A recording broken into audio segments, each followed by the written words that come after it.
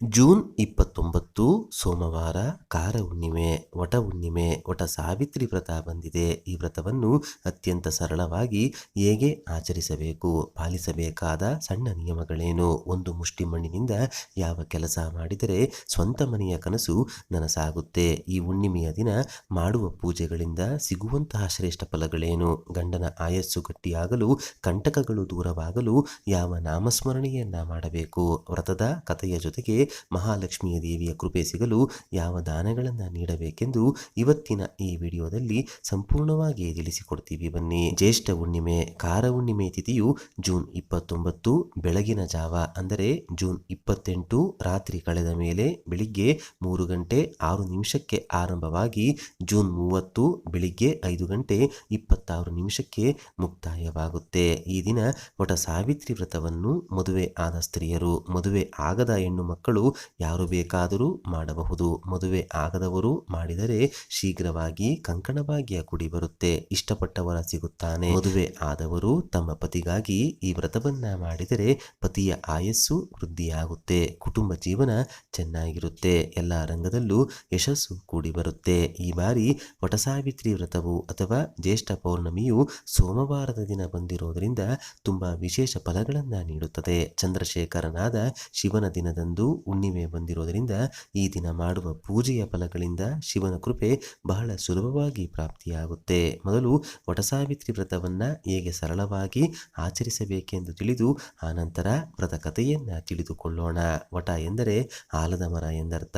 ಆಲದ ಮರದಲ್ಲಿ ಬ್ರಹ್ಮ, ವಿಷ್ಣು, ಮಹೇಶ್ವರರ ವಾಸವಿರುತ್ತದೆ. ಈ ವ್ರತವನ್ನು ಯಾವುದಾದರೂ ದೇವಸ್ಥಾನದಲ್ಲಿ ವಟವೃಕ್ಷ ಇದ್ದರೆ ಮಾಡಬಹುದು. ಅಕಸ್ಮಾತ್ ಇಲ್ಲ ಎಂದರೆ ಮನೆಯಲ್ಲಿ ಫೋಟೋ ಇಟ್ಟು ಪೂಜೆ ಮಾಡಿಕೊಳ್ಳಬಹುದು. ನಮ್ಮ ಮನೆಯಲ್ಲಿ ಫೋಟೋನು ಕೂಡ ಇಡೋದಕ್ಕೆ ಸಾಧ್ಯವಿಲ್ಲ ಎಂದರೆ ಒಂದು ಮನೆಯ ಮೇಲೆ ರಂಗವಲ್ಲಿಯಿಂದ ಆಲದ ಮರದ ಚಿತ್ರವನ್ನ ಬರೆದು ಸತ್ಯವಾನ್ ಸಹಿತ ಸಾವಿತ್ರಿ ದೇವತಾಭ್ಯೋ ನಮಃ ಅಂತ ಆವಾಹನೆ ಮಾಡಿ ಪೂಜೆಯನ್ನ ಮಾಡಿಕೊಳ್ಳಬಹುದು. ಸಾಧು ಸಂತರು ನೂರಾರು ವರ್ಷಗಳ ಕಾಲ ಆಲದ ಮರದ ಕೆಳಗೆ ಕುಳಿತು ತಪಸ್ಸನ್ನ ಮಾಡಿರುತ್ತಾರೆ. ಆಲದ ಮರದ ಕೆಳಗೆ ಸತ್ಯವಾನನ ದೇಹವನ್ನು ಸಾವಿತ್ರಿಯು ತೊಡೆಯ ಮೇಲೆ ಮಲಗಿಸಿಕೊಂಡು ಕುಳಿತಿರುತ್ತಾಳೆ. ಯಮನನ್ನು ತನ್ನ ಪತ್ನಿಯ ಜೀವಕ್ಕಾಗಿ ಬೇಡಿದ್ದು ಆಲದ ಮರದ ಕೆಳಗೆ. ಆದ್ದರಿಂದ ಮನೆಗೆ ಸಮೀಪವಿರುವ ಆಲದ ಮರದ ಕೆಳಗೆ ತಪ್ಪದೆ ವಟವ್ರತವನ್ನ ಮಾಡಿಕೊಳ್ಳಿ. ಕಾರ ಹುಣ್ಣಿಮೆಯ ದಿನ ಬೆಳಿಗ್ಗೆ ಬೇಗನೆ ಎದ್ದು ಸ್ನಾನ ಮಾಡಿಕೊಳ್ಳಿ. ಸ್ವಲ್ಪ ಅಕ್ಷತೆ, ಅರ್ಧ ಹೋಳು ಕೊಬ್ಬರಿ, ತಾಂಬೂಲ, ಹೂವು, ಹಣ್ಣು, ಅರಿಶಿಣ, ಕುಂಕುಮ, ನೀರು, ದೀಪದ ಎಣ್ಣೆ, ತುಪ್ಪ, ಅರಿಶಿಣ, ಬಿಳಿ ಕೆಂಪು ಬಣ್ಣದ ದಾರದ ಉಂಡೆ, ಮಣ್ಣಿನ ದೀಪಗಳು, ಹಾಲು, ರಂಗೋಲಿ, ನೆನೆಸಿದ ಕಡಲೆಕಾಳನ್ನು ಮನೆಯಿಂದಲೇ ತೆಗೆದುಕೊಂಡು ಆಲದ ಮರದ ಬಳಿ ಹೋಗಬೇಕು. ಮೊದಲಿಗೆ ಆಲದ ಮರಕ್ಕೆ ನೀರನ್ನು ಅರ್ಪಿಸಿ ನಮಸ್ಕಾರ ಮಾಡಿಕೊಳ್ಳಿ. ಮರದ ಕೆಳಗೆ ಚಿಕ್ಕ ರಂಗೋಲಿಯನ್ನು ಬರೆದು ಅದರ ಮೇಲೆ ಮಣ್ಣಿನ ದೀಪವಿಟ್ಟು ದೀಪವನ್ನು ಬೆಳಗಿಸಿ. ಒಂದು ವಿಳೆದೆಲೆಯ ಮೇಲೆ ಅರ್ಧ ಹೋಳು ಕೊಬ್ಬರಿಯನ್ನು ಇಟ್ಟು ತುಪ್ಪ ಅಥವಾ ಎಳ್ಳೆಣ್ಣೆ ಹಾಕಿ ದೀಪವನ್ನು ಬೆಳಗಿಸಿ. ಕೆಂಪು, ಹಳದಿ, ಬಿಳಿ ಬಣ್ಣದ ದಾರವನ್ನು ಆಲದ ಮರಕ್ಕೆ 108 ಬಾರಿ ಪ್ರದಕ್ಷಿಣೆ ಮಾಡುತ್ತಾ ಸುತ್ತಬೇಕು. 108 ಸಾಧ್ಯವಾಗದಿದ್ದರೆ 3, 5, 11 ಬಾರಿ ಪ್ರದಕ್ಷಿಣೆ ಮಾಡಿ ದಾರವನ್ನು ಮರಕ್ಕೆ ಸುತ್ತಿಕೊಳ್ಳಬೇಕು. ಪ್ರದಕ್ಷಿಣೆ ಹಾಕುವಾಗ ಗಂಡನ ಆರೋಗ್ಯ, ಗಂಡನ ಕೆಲಸ ಕಾರ್ಯಗಳು, ಗಂಡನ ಹಣಕಾಸಿನ ಸ್ಥಿತಿ, ಆಯಸ್ಸು ಎಲ್ಲವೂ ಉತ್ತಮವಾಗಿ ವೃದ್ಧಿಯಾಗಲಿ ಎಂದು ಕೇಳಿಕೊಳ್ಳಬೇಕು. ಮದುವೆ ಆಗದೆ ಇದ್ದವರು ಶೀಘ್ರವಾಗಿ ಕಂಕಣವಾಗಿ ಕೂಡಿ ಬರಲು ಅಥವಾ ಇಷ್ಟಪಟ್ಟವರನ್ನು ವರಿಸಲು ಈ ಪೂಜೆಯನ್ನು ಇದೇ ವಿಧಾನದಿಂದ ಪಾಲಿಸಬೇಕು. ಪ್ರದಕ್ಷಿಣೆ ಹಾಕಬೇಕಾದರೆ ಓಂ ವಟಸಾವಿತ್ರಿಯ ನಮಃ ಎಂದು ಸಾಧ್ಯವಾದಷ್ಟು ಬಾರಿ ಹೇಳಿಕೊಳ್ಳಿ. ಕೊನೆಯಲ್ಲಿ ಅಕ್ಷತೆಯನ್ನು ಆಲದ ಮರದ ಬುಡಕ್ಕೆ ಸ್ವಲ್ಪ ಅರ್ಪಿಸಿ ಸ್ವಲ್ಪ ಮನೆಗೆ ತಂದು ಪತಿಯ ಶಿರಸ್ಸಿನ ಮೇಲೆ ಹಾಗೂ ನಿಮ್ಮ ಶಿರಸ್ಸಿನ ಮೇಲೆ ಹಾಕಿಕೊಳ್ಳಬೇಕು. ಪೂಜೆಯ ಬಳಿಕ ಮರದ ಕೆಳಗೆ ಇಟ್ಟಂತಹ ಹಾಲನ್ನು ಮನೆಗೆ ತಂದು ಮನೆಯ ಸದಸ್ಯರು ಸೇವಿಸಬೇಕು. ಹಣ್ಣುಗಳನ್ನು ಮರದ ಕೆಳಗೆ ಪೂಜೆಗೆ ಕುಳಿತ ಸ್ತ್ರೀಯರಿಗೆ ಹಂಚಬಹುದು. ಮನೆಗೂ ಕೂಡ ಸ್ವಲ್ಪ ತರಬಹುದು.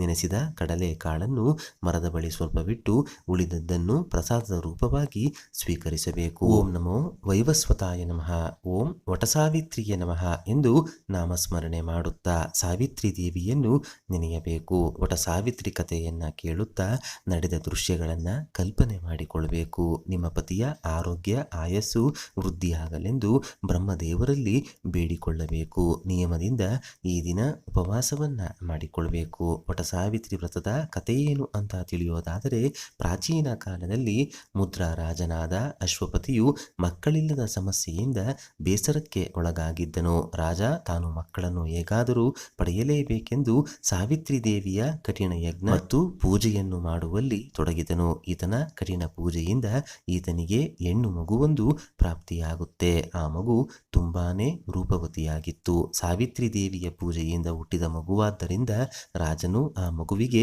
ಸಾವಿತ್ರಿ ಎಂದು ನಾಮಕರಣ ಮಾಡುತ್ತಾನೆ. ಸಾವಿತ್ರಿಯು ಚಿಕ್ಕ ವಯಸ್ಸಿನಲ್ಲಿ ಇದ್ದಾಗಲೇ ಸಾಲ್ವ ದೇಶದ ರಾಜನ ಮಗನಾದ ಸತ್ಯವಾನನನ್ನು ಪ್ರೀತಿಸುತ್ತಾಳೆ. ಅದೇ ಸಮಯದಲ್ಲಿ ಸತ್ಯವಾನನಿಗೂ ಕೂಡ ಸಾವಿತ್ರಿಯ ಮೇಲೆ ಮನಸ್ಸಾಗಿರುತ್ತದೆ. ಸಾವಿತ್ರಿ ಚಿಕ್ಕವಳಿದ್ದಾಗಲೇ ಒಂದು ದಿನ ಅಶ್ವಪತಿಯು ತನ್ನ ಮಂತ್ರಿಗಳಲ್ಲಿ ಮಗಳಿಗೊಂದು ವರವನ್ನು ಹುಡುಕಿ ತರುವಂತೆ ಆದೇಶಿಸುತ್ತಾನೆ. ಆ ಸಂದರ್ಭದಲ್ಲಿ ಸಾವಿತ್ರಿಯು ಸತ್ಯವಾನನನ್ನೇ ವರವನ್ನಾಗಿ ಆಯ್ಕೆ ಮಾಡಿಕೊಳ್ಳುತ್ತಾಳೆ. ಆಗ ನಾರದ ಮಹರ್ಷಿಗಳು ಈತನನ್ನು ಮದುವೆಯಾದರೆ ಕೇವಲ 12 ವರ್ಷಗಳ ನಂತರ ಈತ ಮರಣ ಹೊಂದುತ್ತಾನೆಂದು ಹೇಳುತ್ತಾರೆ. ಆ ಸಂದರ್ಭದಲ್ಲಿ ತನ್ನ ಮಗಳಿಗೆ ರಾಜನು ಬೇರೊಂದು ವರನನ್ನ ಆಯ್ಕೆ ಮಾಡಿಕೊಳ್ಳುವಂತೆ ಹೇಳುತ್ತಾನೆ. ಆದರೆ ಸಾವಿತ್ರಿ ತಂದೆಯ ಮಾತನ್ನು ನಿರಾಕರಿಸಿ ಸತ್ಯವಾನನನ್ನೇ ವಿವಾಹವಾಗಿ ತನ್ನ ಪತಿ ಮತ್ತು ಅತ್ತೆಯೊಂದಿಗೆ ಕಾಡಿನಲ್ಲೇ ವಾಸಿಸಲು ಆರಂಭಿಸುತ್ತಾಳೆ. ನಾರದರಿಂದ ಸತ್ಯವಾನನ ಸಾವಿನ ವಿಷಯ ತಿಳಿದಾಗಿನಿಂದ ಸಾವಿತ್ರಿಯು ಉಪವಾಸ ವ್ರತವನ್ನು ಆಚರಿಸುತ್ತಲೇ ಬರುತ್ತಾಳೆ.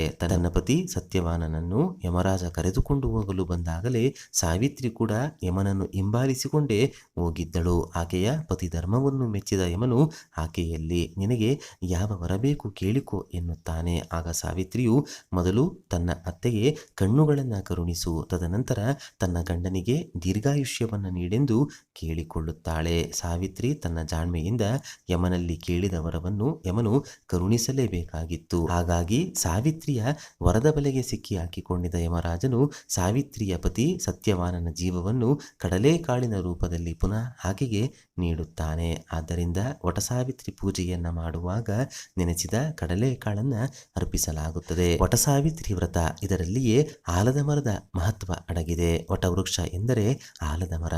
ಯಮ ಸತ್ಯವಾನನ ಪ್ರಾಣವನ್ನು ತೆಗೆಯಲು ಬಂದಾಗ ಸಾವಿತ್ರಿ ಸತ್ಯವಾನನ ದೇಹವನ್ನು ತನ್ನ ತೊಡೆಯ ಮೇಲೆ ಮಲಗಿಸಿಕೊಂಡು ಆಲದ ಮರದ ಕೆಳಗೆ ಕುಳಿತಿದ್ದಳು. ಆ ಮರದ ಅಡಿಯಲ್ಲಿಯೇ ಯಮನ ಬಳಿ ತನ್ನ ಪ್ರಾಣವನ್ನು ಹಿಂತಿರುಗಿಸಿ ಕೊಡುವಂತೆ ಬೇಡಿಕೊಂಡಿದ್ದಳು. ಆಕೆಯ ಚತುರ ಮಾತುಗಳಿಗೆ ಸೋತ ಯಮ ಸತ್ಯವಾನನಿಗೆ ದೀರ್ಘಾಯುಷ್ಯವನ್ನು ನೀಡಿ ದಂಪತಿಯನ್ನ ಅರಸುತ್ತಾನೆ. ವಟ ಸಾವಿತ್ರಿ ವ್ರತದ ದಿನ ಮರೆಯದೆ ಪ್ರತಿಯೊಬ್ಬರಿಗೂ ಭೂಮಿ ದೇವಿಗೆ ನಮಸ್ಕರಿಸಬೇಕು. ಮನೆ ಕಟ್ಟಿಸುವ ಯೋಗ ಇಲ್ಲವೆಂದರೆ, ಮನೆ ಕಟ್ಟಿಸಿ ಅರ್ಧಕ್ಕೆ ನಿಂತಿದ್ದರೆ, ಭೂಮಿ ಮನೆಯ ವಿಚಾರವಾಗಿ ಕೋರ್ಟ್ ಕೇಸ್ಗಳು ನಡೆಯುತ್ತಿದ್ದರೆ, ಪದೇ ಪದೇ ಭೂಮಿ ಯೋಗ ಕೈತಪ್ಪಿ ಹೋಗುತ್ತಿದ್ದರೆ ಒಂದು ಮುಷ್ಟಿ ಮಣ್ಣನ್ನು ನಿಮ್ಮ ಕೈನಲ್ಲಿ ಹಿಡಿದು ಓಂ ಧರಣಿಧರಾಯ ನಮಃ ಎಂದು 108 ಬಾರಿ ಹೇಳಿಕೊಳ್ಳಿ. ಇದರಿಂದ ಸ್ವಂತ ಮನೆಯ ಕನಸು ನನಸಾಗುತ್ತೆ. ಪ್ರತಿದಿನ ಬೆಳಿಗ್ಗೆ ಎದ್ದ ತಕ್ಷಣ ಭೂಮಿ ತಾಯಿಗೆ ನಮಸ್ಕರಿಸಿ ಆ ನಂತರ ದಿನವನ್ನು ಶುರು ಮಾಡಿ. ಸ್ಥಾನಬಲ ಇದ್ದರೆ ಮಾತ್ರ ಭೂಮಿಯೋಗ ಪ್ರಾಪ್ತಿಯಾಗುತ್ತೆ. ಅಂತಹ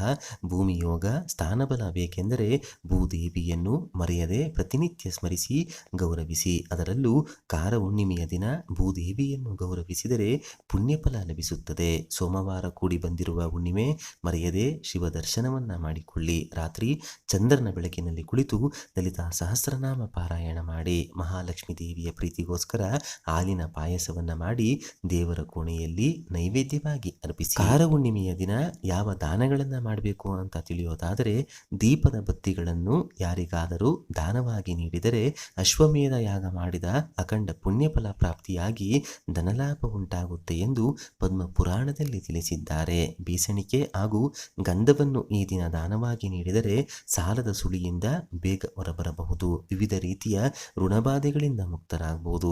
ಕೊಟ್ಟ ಹಣ ವಾಪಸ್ ಬರಲು ಕೂಡ ಈ ದಾನ ನಿಮಗೆ ಸಹಾಯ ಮಾಡುತ್ತೆ. ಛತ್ರಿ ಹಾಗೂ ಪಾದರಕ್ಷೆಯನ್ನು ದಾನವಾಗಿ ನೀಡಿದರೆ ಶನಿದೇವರ ಕೃಪೆ ಉಂಟಾಗುತ್ತೆ. ಎಳ್ಳನ್ನು ಈ ದಿನ ದಾನವಾಗಿ ನೀಡಿದರೆ ಸಮಸ್ತ ಗ್ರಹ ದೋಷಗಳು ದೂರವಾಗುತ್ತೆ. ನೋಡಿದ್ರಲ್ಲ, ಜ್ಯೇಷ್ಠ ಹುಣ್ಣಿಮೆಯ ದಿನ, ಕಾರ ಹುಣ್ಣಿಮೆಯ ದಿನ ವಟಸಾವಿತ್ರಿ ವ್ರತವನ್ನ ಯಾವ ರೀತಿ ರೀತಿಯಾಗಿ ಆಚರಿಸಬೇಕು, ಭೂಮಿ ಯೋಗಕ್ಕೆ ಯಾವ ತಂತ್ರವನ್ನು ಮಾಡಬೇಕಂತ ಇವತ್ತಿನ ಈ ವಿಡಿಯೋದಲ್ಲಿ ತಿಳಿಸ್ಕೊಟ್ಟಿದ್ದೀವಿ. ಈ ಮಾಹಿತಿ ನಿಮಗೆ ಇಷ್ಟವಾದರೆ ಭಕ್ತಿಯಿಂದ ಈ ವಿಡಿಯೋಗೆ ಒಂದು ಲೈಕ್ ಕೊಟ್ಟು ಓಂ ಸಾವಿತ್ರಿ ದೇವಿಯೇ ನಮಃ ಎಂದು ಬರೆದು ಈ ವಿಡಿಯೋನ ಪ್ರತಿಯೊಬ್ಬರಿಗೂ ಶೇರ್ ಮಾಡಿ. ಮುಂದಿನ ಬಾರಿ ಮತ್ತೊಂದು ವಿಶೇಷ ದೈವ ಮಾಹಿತಿಯೊಂದಿಗೆ ನಮ್ಮ ದೇಗುಲ ದರ್ಶನ ಕರ್ನಾಟಕ ಚಾನಲ್ ಮೂಲಕ ಭೇಟಿಯಾಗೋಣ. ಧನ್ಯವಾದ ಸ್ನೇಹಿತರೆ.